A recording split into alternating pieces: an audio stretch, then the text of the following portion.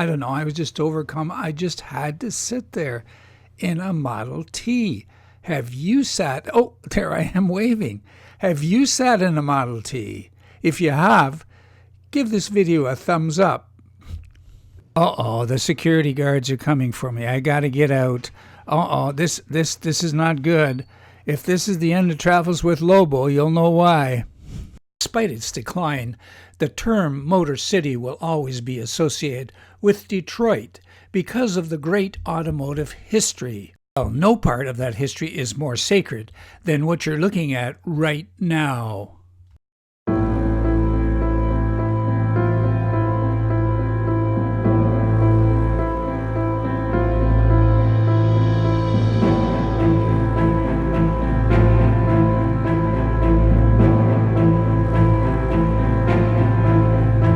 At a very famous intersection in East Detroit.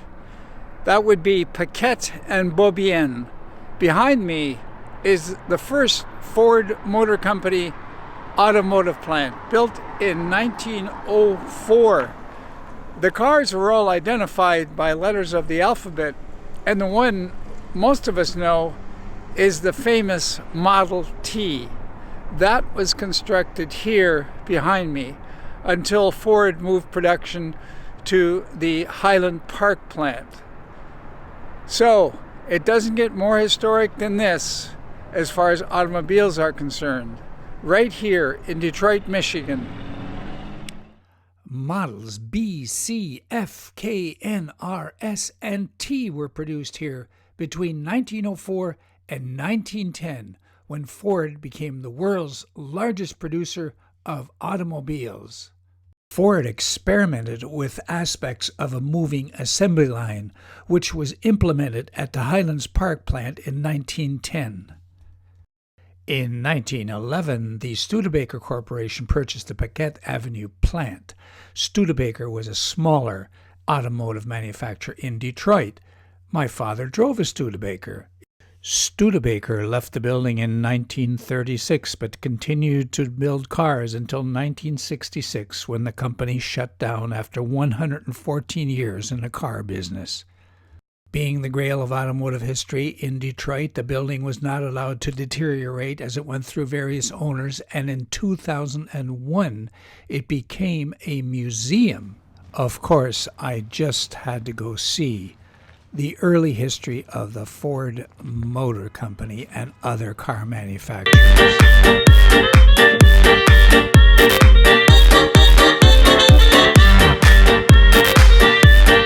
I was fascinated by the 5 reasons why the Model T was revolutionary. Well, look at that. There it goes. Number 1, a flexible chassis. It bends but does not break. Number 2, a flywheel magneto, a simple way to generate electricity. Number 3, lightweight, better performance, better fuel, economy, lower cost. Number 4, planetary transmission, easy to learn, easy to drive. Number 5, very importantly, easy to make and even more importantly, easy to fix.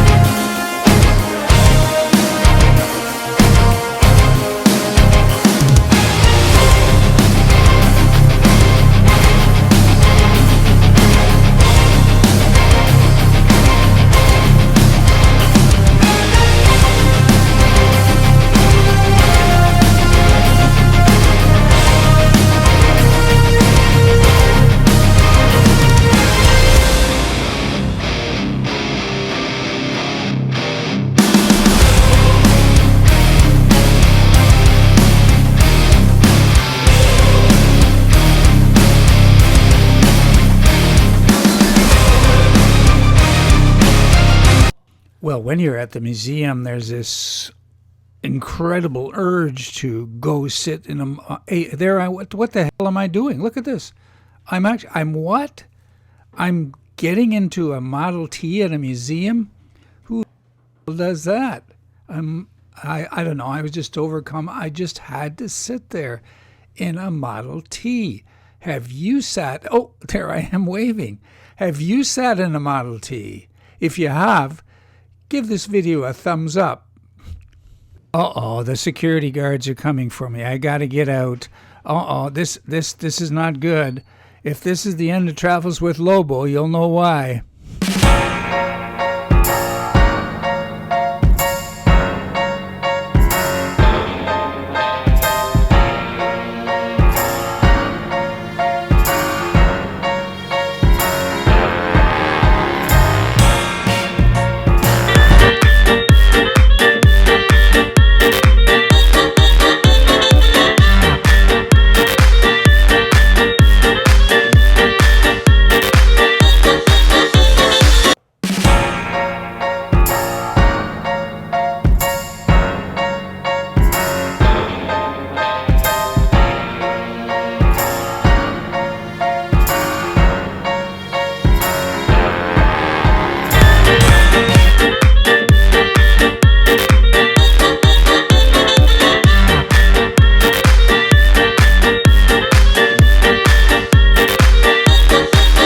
Hear that famous quote by Henry Ford in 1916, "We don't seem to be able to keep the profits down." Can you imagine the CEO of a company saying that today?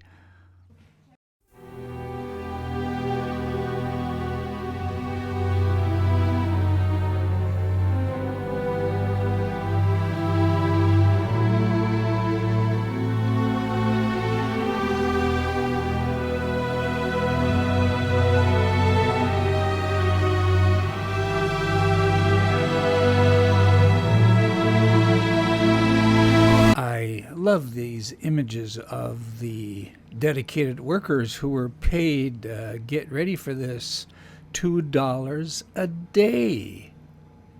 Yes, Henry Ford is famous for doubling that to $5 a day in 1914. But that wasn't at the Piquette plant. That was at the nearby Highland Park plant. And there's Henry Ford on a Model T right there. What a man. Yes, it's commonly held that wages were doubled so his workers could afford the cars, but that doesn't hold water. Another reason was that he had to keep his assembly line in production. Imagine they hired 52,000 men to keep a workforce of only 14,000 going. The turnover rate on this new concept known as an assembly line was atrocious. He had to do something about that, and he did that by doubling the wages.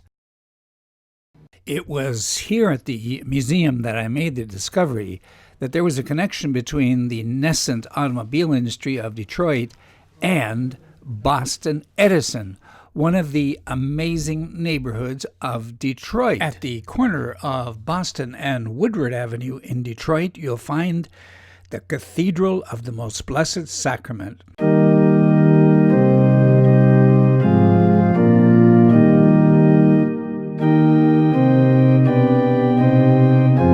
It's located, not by accident, right beside the famous Boston Edison neighborhood of Detroit.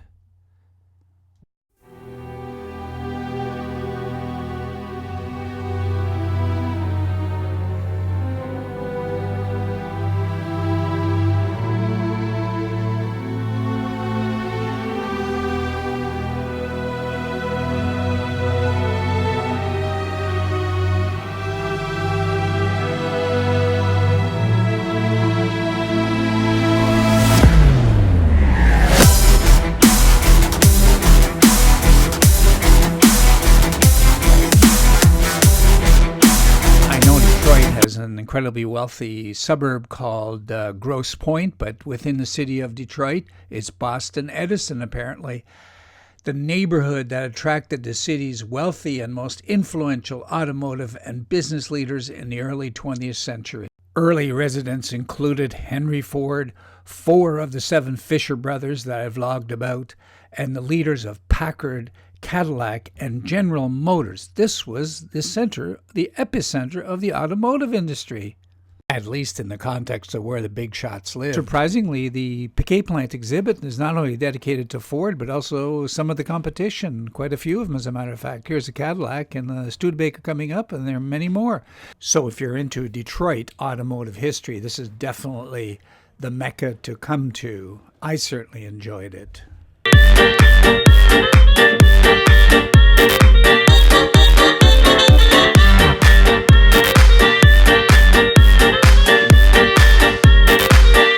And how fitting as you look out the window right here. That is Fisher Body Plant number 21, an abandoned industrial automotive building that I featured in last week's vlog. Join me next Friday for more on this fascinating city of Detroit. And if you made it this far, I'd appreciate a thumbs up and maybe a comment. Don't forget, even if you're subscribed, you need to click on the alert bell in order to get notification of the next vlog published every Friday.